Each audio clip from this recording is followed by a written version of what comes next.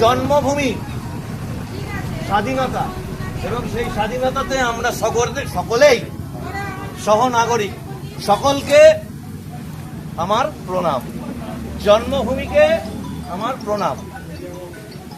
প্রথমত হচ্ছে এই যে স্বাধীনতা, এই স্বাধীনতার মানেটা কি এটা বুঝতে এবং বোঝাতে ৮০টা বছর এই পশ্চিমবঙ্গের মাটিতে কেটে গেল। প্রথমে কংগ্রেসের জমানা, তৎপরবর্তীতে বামফ্রন্ট জমানা, তৎপরবর্তীতে ভয়ঙ্কর স্বৈরাচারী এক অন্ধকার জমানা, যেখানে দেশকে টুকরো করে কংগ্রেসের পথ চলা শুরু। তৎপরবর্তীতে চীনের শাসন দ্বারা বামফ্রন্ট জমানা শুরু। তারও পরে বিদেশি শক্তি, বিদেশি অনুপ্রবেশ দ্বারা পরিচালিত এক স্বৈরাচারী সরকার, সেটার দ্বারা এই রাজ্য পরিচালিত। কিন্তু কখনোই ভারতবর্ষের সংবিধান, ভারতবর্ষের দেশাত্মবোধ, রাষ্ট্রবাদ কখনোই এই পশ্চিমবঙ্গের মাটিকে স্পর্শ করতে দেওয়া হয়নি। এবং সেটা ছিল এক সুপরিকল্পিত বিদেশি ডিপ স্টেট চক্রান্ত। এবং তার ফল আমরা বাচ্চা থেকে বুড়ো ৮ থেকে ৮০ বছরের পর বছর ধরে আমরা সহ্য করেছি এবং ধীরে ধীরে ধ্বংস হয়েছে। আজকে আমাদের এই দেশে, এই রাজ্যে রাষ্ট্রবাদী মানুষগণ তারা শুধুমাত্র যে ভোট দিয়েছেন, একটি ভোটের পরিবর্তন এসছে, শুধু তাই নয়, এ ছিল এক ধর্ম স্থাপনের যুদ্ধ। এই ধর্ম স্থাপনের যুদ্ধে আজকে রাষ্ট্রবাদী মানুষজন তারা এক অপশাসনকে অবসান ঘটিয়েছে। নতুন জমানা এসেছে, নতুন জমানা এসেছে মানে একটা পার্টি এসে গেছে, একটা সরকার এসে গেছে তা নয়। যত রকমের অভ্যাস, যত ধরনের বিদেশি চক্রান্ত, সবকিছুকে নয় ছয় করে তাকে বিসর্জন দেওয়ার সময় এসেছে।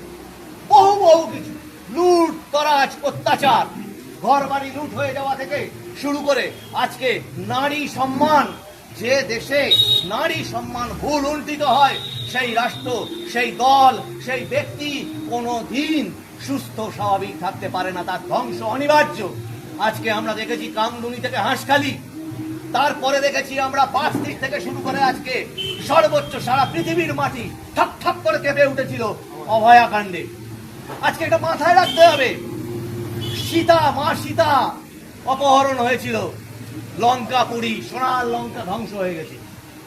আজকে মা দ্রৌপদী ভরা রাজসভায় বস্ত্রহরণ হয়েছিল, লাঞ্ছিত হয়েছিল, কৌরব কুল ধ্বংস হয়ে গেছিল, কুরুক্ষেত্র হয়েছিল।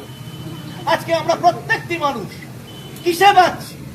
শুধু টাকা করি, শুধু উপার্জন, আমার কটা গাড়ি হবে, আমার ছেলেটাই বা আমার মেয়েটাই ফার্স্ট হবে, তা না করে আমাদের সকলের সন্তান যাতে আগামী দিনে সুন্দর, সুস্থ, সুন্দর একটি ভারতবর্ষ করতে পারে, তাহলে আমাদের উচিত প্রত্যেককে, আমরা যারা যারা ক্ষতিগ্রস্ত হয়েছি, প্রত্যেকের সাথে প্রত্যেকের হাত মিলিয়ে এগিয়ে চলা।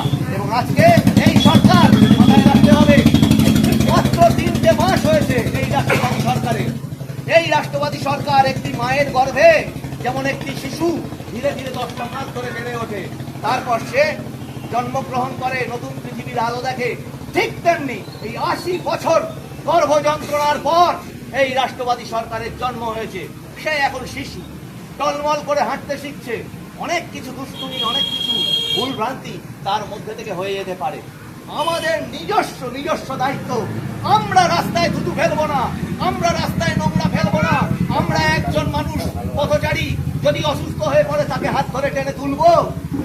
এটাই হচ্ছে রাষ্ট্রের প্রতি নিজের ছোট্ট ছোট্ট ছোট্ট ছোট্ট অবদান।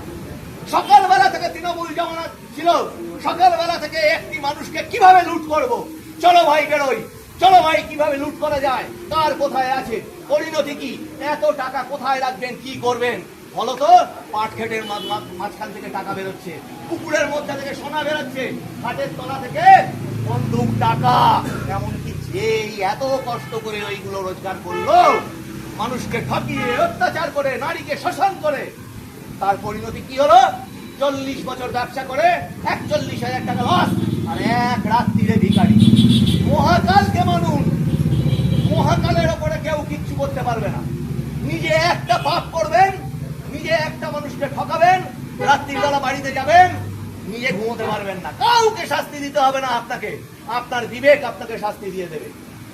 আজকে নতুন কথা কিছু বলবার নেই, এটা মাথায় রাখতে হবে যে সারা ভারতবর্ষ জুড়ে টুকরে টুকরে গ্যাং, রাহুল গান্ধী থেকে শুরু করে অখিলেশ যাদব, ওদিকে চলে যান কেজরিওয়াল, ওদিকে চলে আসুন তেজস্বী যাদব, আর এখানে তো বসেই আছেন যিনি এই পশ্চিমবঙ্গটাকে পশ্চিম বাংলাদেশে পরিণত করবার চেষ্টা করেছিলেন। আর এইবারে যদি সেই ভোটে তারা জিতে যেতেন, আমরা এখানে দাঁড়িয়ে যারা স্বাধীনতা দিবস পালন করছি তারা কেউ বেঁচেই থাকতাম না। এইটা আগে ভাবুন যে আমরা কি জমানা কাটিয়ে চলে এসেছি। ইউরোপের অন্ধকার যুগ অনেকে পড়েছেন, স্কুল কলেজে পড়ানো হয়। তারপরে শুরু হয়েছিল ইটালি, রোম, তাকে কেন্দ্র করে নবজাগরণ। বাংলাতেও 1200 শতাব্দীতে এক অন্ধকার যুগের জায়গা ছিল, তৎপরবর্তীতে আসে বাংলার নবজাগরণ। রত্নগর্ভ বঙ্গভূমিতে সেই নবজাগরণের সূচনা হয়। আর এই ভয়ঙ্কর জমানা অবসানের পরে আমাদের প্রত্যেকটি জায়গাতে সেরা হতে হবে। এই যে শিশুরা দাঁড়িয়ে রয়েছে তাদের সেরা হতে হবে, শিক্ষায়, সংস্কৃতিতে, শিল্পে, খেলাধুলোতে, সমস্ত কিছুতে একটা জায়গা মাথায় রাখতে হবে। এই যে ভূপ্রকৃতি, পাহাড় থেকে সমুদ্র, এই রকম ভূপ্রকৃতি আর শস্য শ্যামলা এই বঙ্গভূমি, এরকম পৃথিবীর কোনো মানচিত্রে, কোনো ভূপ্রকৃতিতে এরকমটা পাওয়া যায় না। একে কাজে লাগাতে হবে। নাকি তোলাবাজি, লোককে লুণ্ঠন করবো, কমিশন খাবো, কাটমানি খাবো, এগুলোর থেকে অনেক অনেক বেশি উপার্জন হতে পারে যদি শিল্প আসে, যদি কারখানা আসে, যদি একটি ছেলে একটি মেয়ে ডাক্তার হয়, প্রফেসর হয়, বড় হয়। আজকে শিশু, আমরা চলে যাব সেই ভাবিকাল, সেই শিশুর প্রতি সবার আমাদের দায়িত্ব থেকে যাবে। এই স্বাধীনতা দিবসে আমার এবং সমগ্র ভারতবাসীর শপথ হওয়া উচিত, আগামীকাল আগামী সেই শিশু যেন সুন্দর আমাদের যে ভারতবর্ষ তার সম্পূর্ণ উপভোগ করে বেড়ে উঠতে পারে। জয় হিন্দ, বন্দে মাতরম, সকলে ভালো থাকুন। ভারত মাতা কি জয়।